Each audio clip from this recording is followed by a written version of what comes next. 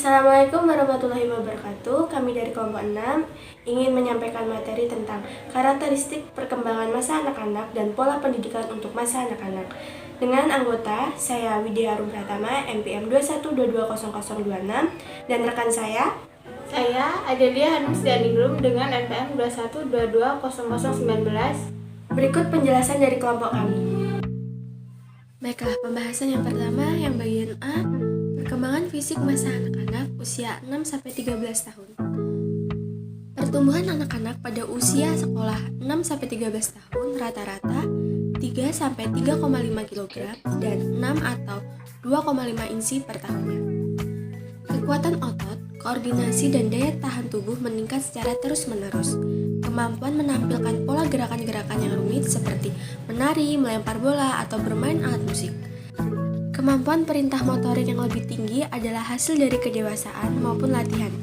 Derajat penyelesaian mencerminkan keanekaragaman yang luas dalam bakat, minat, dan kesempatan bawaan sejak lahir. Organ-organ seksual secara fisik belum matang, namun minat pada jenis kelamin yang berbeda dan tingkah laku seksual secara aktif pada anak-anak, serta meningkatnya secara progresif sampai pada masa pubertas. B. Perkembangan psikomotorik pada masa anak-anak.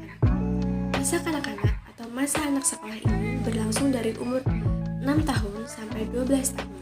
Tujuan perkembangan pada masa kanak-kanak adalah 1. Mempelajari keterampilan fisik yang diperlukan untuk permainan-permainan yang umum. 2.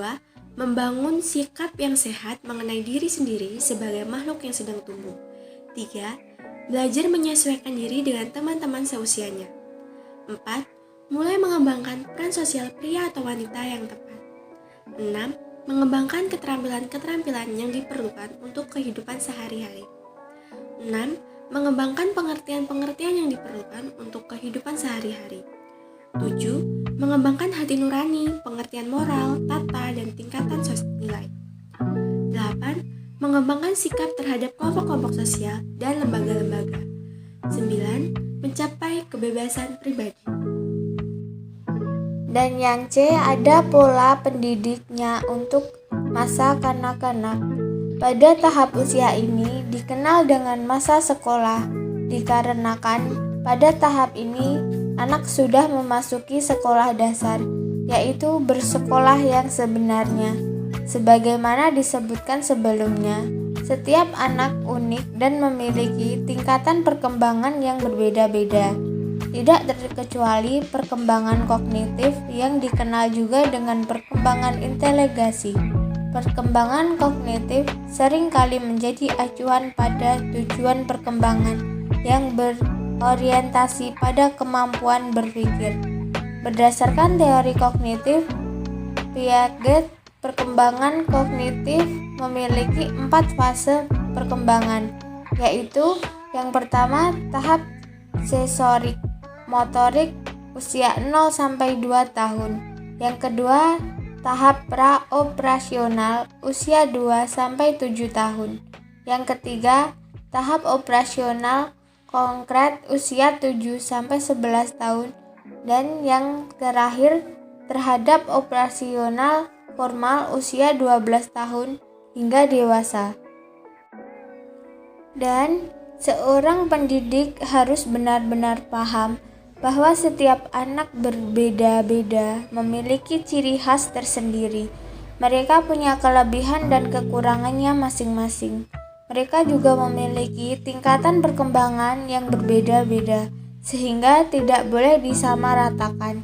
Implikasinya pada dunia pendidikan adalah guru harus menggunakan yang pertama, menggunakan objek-objek yang nyata atau yang dapat dilihat dan dipegang oleh anak dalam pembelajaran.